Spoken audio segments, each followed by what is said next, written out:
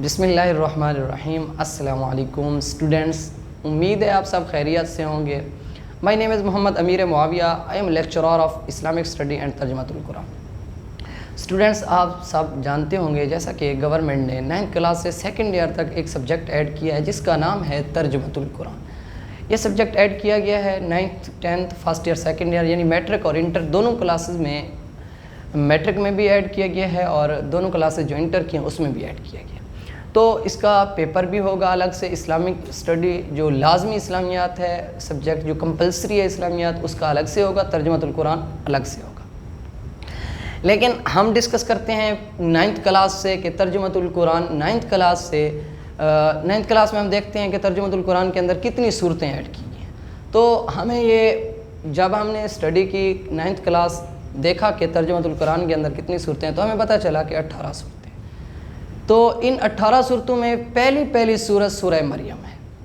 پہلی صورت سورہ مریم ہے جو کہ پریویس ایئر بورڈ میں بھی آ چکی ہے لانگ کویسچن میں۔ سورہ مریم ہے، اس کو ڈسکس کرنے سے پہلے کچھ چیزیں سمجھنا ضروری ہے۔ جیسا کہ ہم پڑھتے ہیں کہ فلاں صورت مکی ہے، فلاں صورت مدنی ہے، تو ہم دیکھتے ہیں کہ مکی صورتیں کون سی ہوتی ہیں، مدنی صورتیں کون سی ہوتی ہیں۔ بالفرض ہم پڑھیں گے آگے سورہ مریم مکی ہے بالفرض، تو اس میں ہمیں پتہ ہونا چاہیے مکی صورتوں سے مراد کیا ہے۔ تو اس میں ہم ڈسکس کرتے ہیں کہ مکی صورتیں وہ صورتیں ہوتی ہیں جو ہجرت سے پہلے نازل ہوئی، یعنی رسول اللہ صلی اللہ علیہ وسلم جب مکہ میں جتنی رسول اللہ صلی اللہ علیہ وسلم نے نبوی زندگی گزاری، جسے ہم کہتے ہیں 13 سال ہیں، رسول اللہ صلی اللہ علیہ وسلم کی اس زندگی میں جو قرآن پاک نازل ہوا، جو صورتیں نازل ہوئی، ان صورتوں کو کہا جاتا ہے مکی صورتیں۔ تو دیکھیں مکی صورتیں وہ صورتیں ہوتی ہیں جو ہجرت سے پہلے نازل ہوئی، وہ مکی صورتیں ہیں۔ ہم ڈیفینیشن سنتے رہتے ہیں کہ جو رسول اللہ صلی اللہ علیہ وسلم یعنی مکہ میں جو صورتیں نازل ہوئی وہ مکی ہیں، یہ ڈیفینیشن صحیح ہے۔ پراپر ڈیفینیشن یہ ہے کہ جو صورتیں ہجرت سے پہلے نازل ہوئی وہ مکی صورتیں ہیں۔ اور ان کی تعداد دیکھتے ہیں تو مکی صورتوں کی تعداد ہمیں پتہ چلے کہ 86 یعنی 86 ہیں۔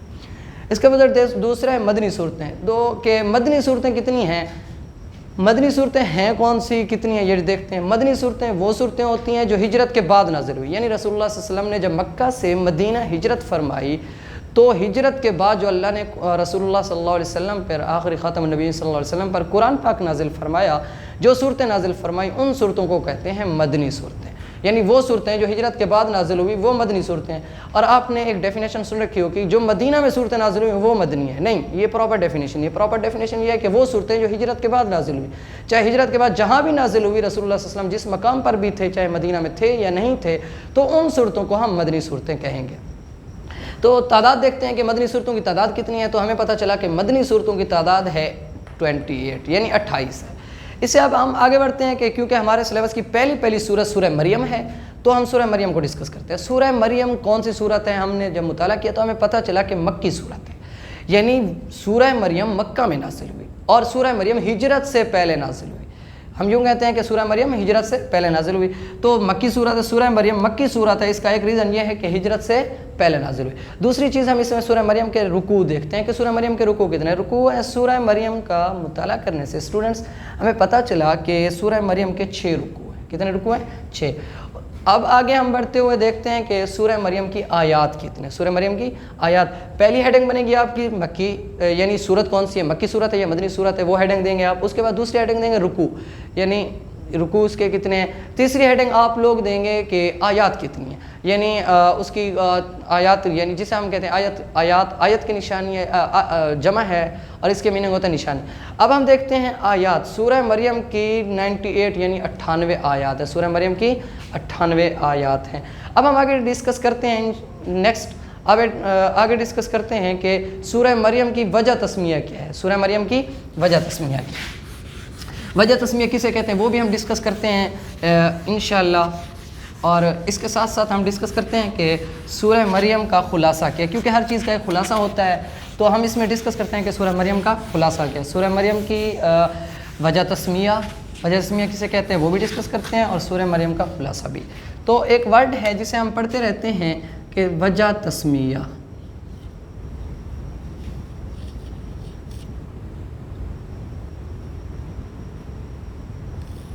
وجہ تسمیہ کسے کہتے ہیں، وجہ کا مطلب ہوتا ہے سبب، ذریعہ، ریزن جسے آپ کہتے ہیں۔ تسمیہ اسم کا مطلب ہوتا ہے نام، یعنی سورہ مریم کا یہ نام رکھا گیا سورہ مریم کا یہ نام رکھا گیا، اس کی وجہ کیا ہے، اس کا ریزن کیا ہے کہ اس سورت کا یہ نام رکھا گیا؟ تو ہم نے مطالعہ کیا تو ہمیں پتہ چلا کہ اللہ پاک نے سورہ مریم کے اندر حضرت مریم علیہ السلام کا تفصیلی ذکر فرمایا ہے، یعنی حضرت مریم علیہ السلام کے بارے میں تفصیل سے اس سورت میں موجود ہے، اس لیے اس سورت کا نام اسی مناسبت کے اعتبار سے رکھا گیا کہ اس سورت کا نام سورہ مریم رکھا جائے۔ ایک تو یہ، دوسرا آپ دیکھتے ہوں گے کسی چیز کا بھی نام رکھا جاتا ہے تو ایک مناسبت دیکھی جاتی ہے کہ کوئی نہ کوئی ریزن ہوتا ہے کہ اس چیز کا نام ایسا کیوں رکھا گیا، تو اس کو ہم کہتے ہیں وجہ تسمیہ، ہماری لینگویج میں جسے ہم کہتے ہیں وجہ تسمیہ۔ تو سورہ مریم کی وجہ تسمیہ ہم دیکھتے ہیں کہ اس سورت میں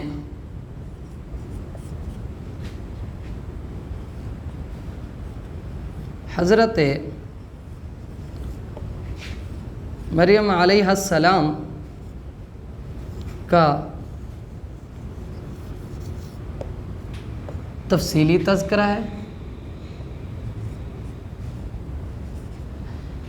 تو اس لیے اس سورت کا نام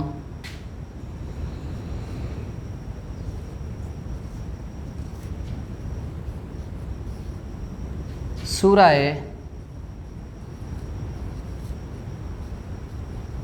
مریم رکھا گیا۔ اس صورت میں حضرت مریم علیہ السلام کا تفصیلی تذکرہ ہے، تو اس لیے اس صورت کا نام سورہ مریم رکھا گیا۔ اسے کیا کہتے ہیں؟ وجہ تسمیہ۔ ایک بات تو یہ، دوسرا اللہ پاک نے سورہ مریم کی آیت نمبر 16 میں اللہ پاک نے رسول اللہ صلی اللہ علیہ وسلم، اسی صورت کی آیت نمبر 16 میں اللہ پاک نے رسول اللہ صلی اللہ علیہ وسلم سے فرمایا کہ جبریل امین کے ذریعے کہ وَاذْكُرْ فِي الْكِتَابِ مریم، وَاذْكُرْ فِي الْكِتَابِ مریم۔ ہم دیکھتے ہیں اس آیت کو بھی،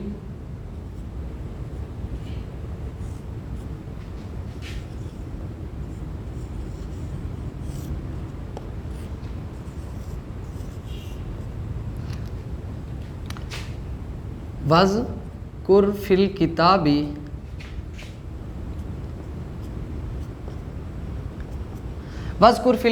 مریم۔ اللہ پاک نے رسول اللہ صلی اللہ علیہ وسلم سے فرمایا کہ اس کتاب، یعنی کتاب سے مراد قرآن پاک ہے، اس کتاب میں وَوْمِن اور اذکر یاد کیجئے، تذکرہ کیجئے، بیان کیجئے۔ فی میں الکتاب قرآن مراد ہے، مریم علیہ السلام کا، اور ذکر بیان کیجئے اس کتاب میں مریم علیہ السلام کا، اور ذکر بیان کیجئے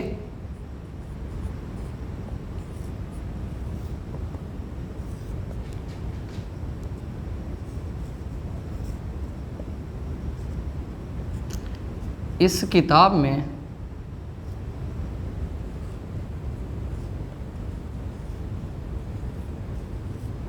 مریم علیہ السلام کا۔ تو اس آیت کا یہ ترجمہ ہے ایک۔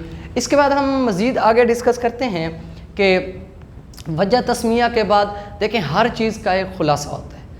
آپ اردو میں سبق پڑھتے ہیں، ان کے آپ خلاصہ جات پڑھتے ہیں۔ اسی طرح جب آپ ترجمۃ القرآن کی بات، اب کیونکہ یہ نیو بک ہے، اس کا بھی کچھ اس طرح سے اردو کے ساتھ تعلق یوں بن جاتا ہے کہ کیونکہ اللہ پاک نے قرآن پاک کے اندر کافی سارے مضامین بیان کیے، ہر صورت کا مضمون مختلف ہوتا ہے، وہ آگے چل کے ڈسکس کریں گے۔ مکی صورتوں کے مضامین کیا ہوتے ہیں، مدنی صورتوں کے، انشاءاللہ نیکسٹ لیکچر میں آپ کو ملے گا یہ کہ مکی صورتوں کے مضامین کیا ہوتے ہیں، مدنی صورتوں کے۔ لیکن اس سے پہلے ہم کیونکہ سورہ مریم مکی ہے تو یہاں پہ ہم ڈسکس کرتے ہیں کہ سورہ مریم کا خلاصہ کیا ہے۔ مضامین کہیں، خلاصہ کہیں، ایک ہی بات ہے۔ تو یہاں ہم ڈسکس کرتے ہیں سورہ مریم کا خلاصہ کیا ہے۔ سورہ مریم کا خلاصہ دیکھا جائے تو ہم دیکھتے ہیں کہ سورہ مریم کا کیا خلاصہ ہے۔ یہ آپ لوگوں کی ہیڈنگز بنے گی، وجہ تسمیہ ہو، مکی صورتیں ہوں، مدنی صورتیں ہوں، یا رکوع ہوں، آیات ہوں، یہ ساری آپ کی ہیڈنگز بنیں گی۔ اس کے بعد آپ کی ہیڈنگ بنے گی کہ وجہ تسمیہ، اس کے بعد آپ کی اگلی ہیڈنگ بنے گی کہ خلاصہ۔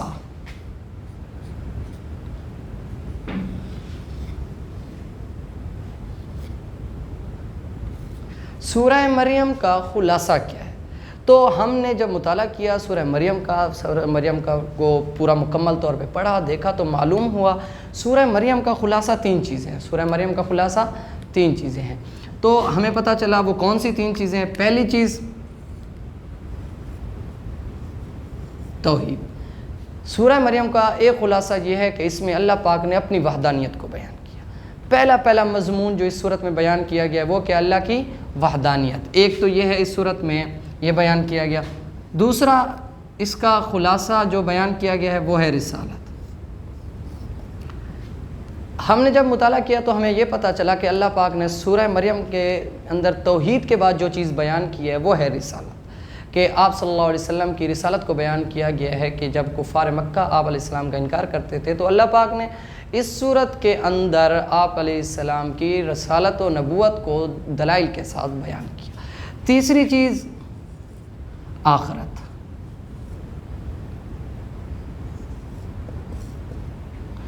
اس صورت کا مطالعہ جب ہم نے کیا تو ہمیں پتہ چلا کہ جب اللہ پاک نے پہلا جو مضمون بیان کیا توحید ہے، اس کے بعد رسالت ہے، اور تیسری چیز اس صورت کا جو خلاصہ مضامین میں نکلا وہ چیز ہے آخرت، کہ کفار مکہ آخرت کا بھی انکار کرتے تھے کیونکہ یہ مکی صورت ہے، تو مکی صورتوں کے جتنے بھی خلاصہ جات ہوں گے وہ سارے کے سارے اس بنیاد پر ہوں گے جسے ہم کہتے ہیں بنیادی عقائد۔